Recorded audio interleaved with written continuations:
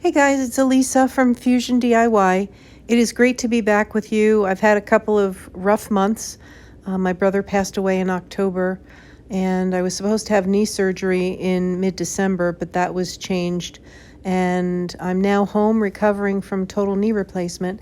So I wanted to take this opportunity and share some thrift flips with you.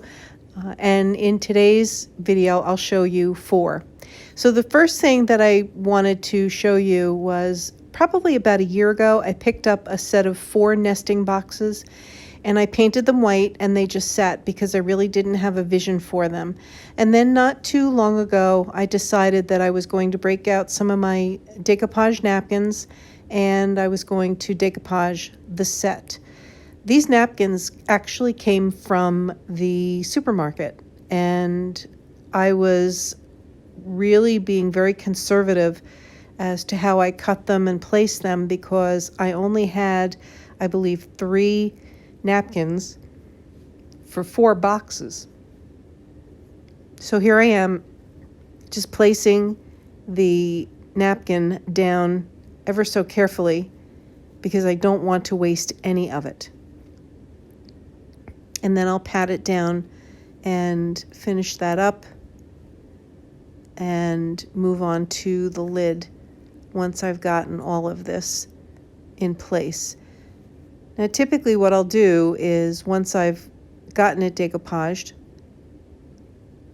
I will go back and just cut the edges down. I typically do it with a pair of scissors. I didn't want to use sandpaper here because I was afraid that I was going to damage the box. But look at that paper. Isn't that paper beautiful? I used this on another project, and that project sold very quickly. And so I haven't been back to my booth in a couple of weeks because I can't really drive and I can't really walk at the moment. But as soon as I can do that, I will definitely be heading back to my booth. Now what I'm doing here is I'm just tearing the edges of the decoupage paper so you don't see a very definite line where the 2 ends match up. So I tore a little bit off and I'm placing it, and then I'll do the same thing on the other end.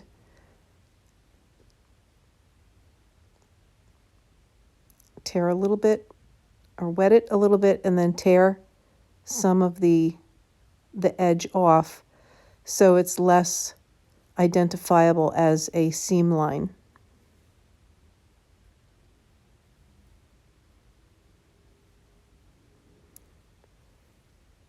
And then I go back over it just to make sure everything is secured.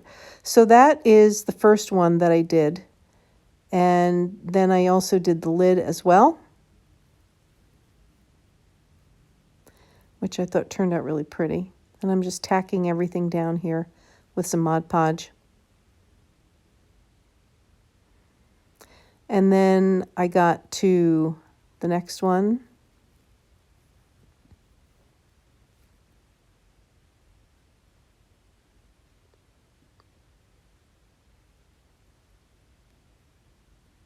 And here they are in my booth. Didn't they turn out great? I really love how they turned out.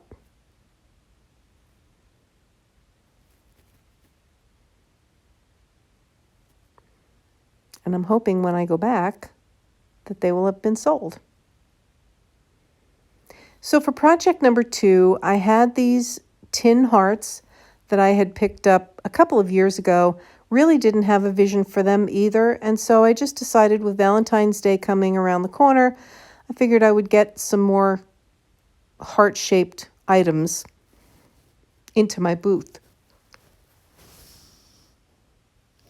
So the paint that I'm using is just a leftover paint, bare paint, that I found at the Home Depot.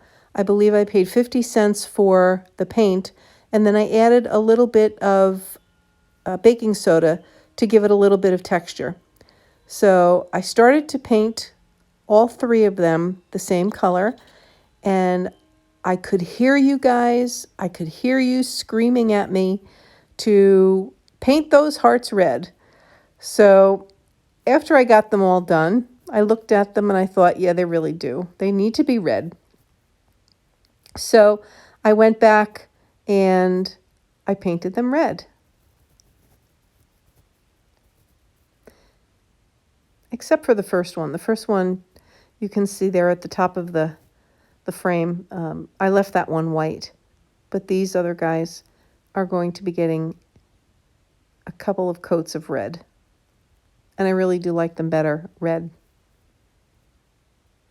Then I took some clear wax and I rubbed the Waverly clear wax all over the hearts. The clear wax will actually give you more control when you put your white wax on there. So if you put on too much white wax, you can just go back with your clear wax and almost erase it, if you will. So this is the coat of clear wax, and then I am going to grab a towel or a rag and I'm going to wipe off any of that excess clear wax. And then I'm going to go back and I'm going to give them a coat of white wax. And this is where then you'll be able to see the detail really come out in these items.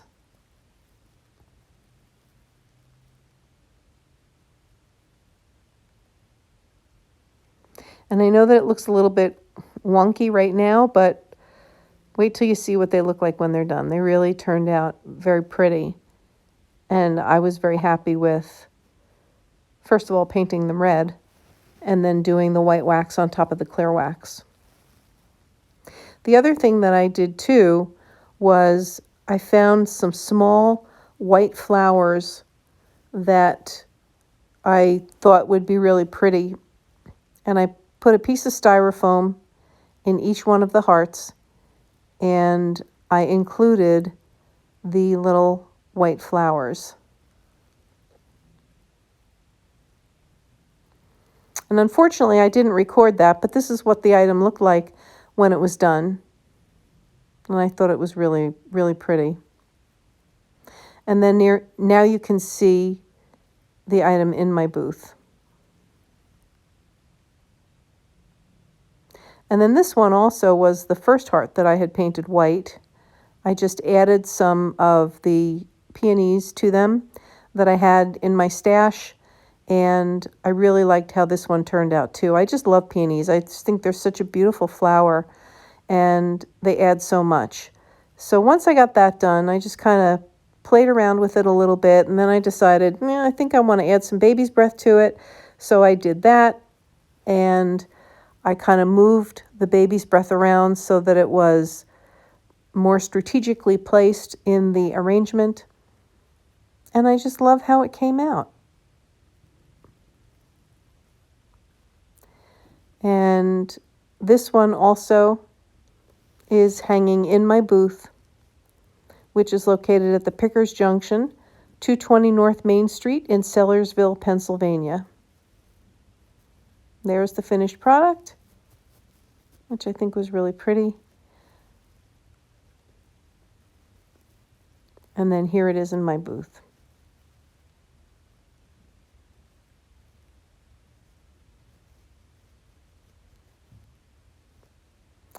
Now for my next project, these two boards I picked up at Goodwill. I believe I paid $1.99 for each of them. And I actually saw a vision for those when I was in the store. So what I decided to do was take them out of the plastic, and they had pre-drilled holes in the boards because they were supposed to be used for address signs. Well, I knew that I wasn't going to do that, so I took some clay and I plugged the holes in the boards on the front side and the back side of the boards. I wanted to make sure that these had a very weathered look to them. And so like I said, I plugged each of the holes, and then I went ahead and I gave each one a good sanding. And then I put my hanging hardware on. This was something that I typically forget to do it until the very end when I've got, things are pretty well done. This time I remembered, so I added hooks to both of them. And then I gave them a coat of black paint, and then I gave them a coat of white paint. Now once this layer dries, I'm going to go back and I'm going to start sanding. Well, there's my heat gun. I got a heat gun for Christmas for my kids. So I was heat gunning the boards to get them dry. And now I'm going to go back and I'm going to sand and distress back the boards so that they look more weathered. And I will tell you that this was a little bit of a challenge. It took me a bunch of muscle to get that done, but that's what they looked like when I had gotten them distressed. And then unfortunately I didn't have video, but I did use my IOD typesetting stamps, and I made them his and hers towel holders, and they are hanging in my booth, and I'll show you that picture in just a minute. The picture makes it look like the lettering is not the same, but they actually are the same, in the same place. It's just because the one board is actually hanging lower than the other. And this old vine, I got this at, I believe I picked this up at the Habitat Restore, and I believe I paid $1 for it. And so I wanted the wreath. I did not want the flowers, but somebody had hot glued flowers all over it. So I simply took my heat gun and my pick there from my Cricut and was peeling out some of the hot glue that was caught in between the grapevine branches. Then I took some floral wire and wrapped it around the entire wreath. And that just gave me more places to put flowers underneath the wire so that they would hold. And then I really didn't have to do too much in terms of tying down the floral. Now these flowers, these tulips, came from Dollar Tree, and I was very fortunate that when I was in right after Christmas, they had just come in, and I was able to find, I want to say 8 to 10 bunches of flowers in the tulip shades, the pinks, and so I decided I was going to use those on this wreath. And this is just, it's a building process. Like any other craft, you build it. You start out with something, and sometimes, it kind of takes on a life of its own. But I was intermixing the pink with the lighter pink and the white. And when it's finished, it turns out really, really pretty. I was very happy with it. And I had one of these in my booth last year, and it sold pretty quickly. So I did put it in my booth before I went out to have my surgery. So hopefully it's been sold. But here is, as I'm getting to the end of it, and I really thought that I was not going to have enough flowers, but fortunately I did. But this took about 8 or 9 packs of tulips. So, but in the end, it just turns out to be so pretty that I feel like it's well worth, the effort and the money that I put into it. So I'm just finishing up on a couple of the stems.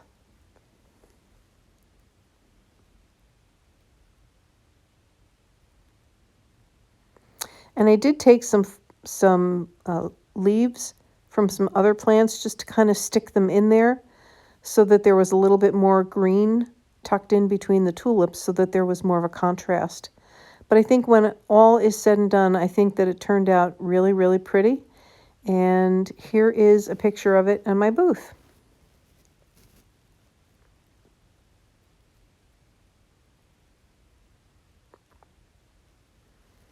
And then this last project today, this was a board that I picked up at the Goodwill bins, and I think I paid about $1.50 for it.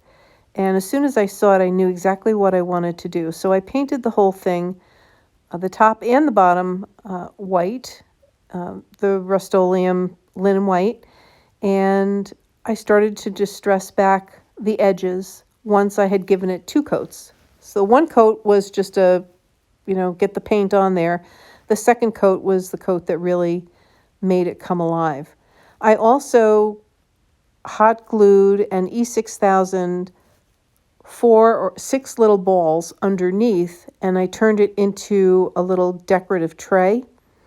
So what I'm going to do now, after I go back and distress the edges, I'm also going to distress the middle as well. I didn't want to bring it back down to the wood, but I did want to give it a little bit of an aged look to it because I'm going to be applying a transfer, and I wanted to just make sure that the transfer blended in with the paint job. So, and I'll tell you, this gave me quite a workout. This was the Rust-Oleum linen white chalk paint, and took me a while to get down to, see some distressing in it.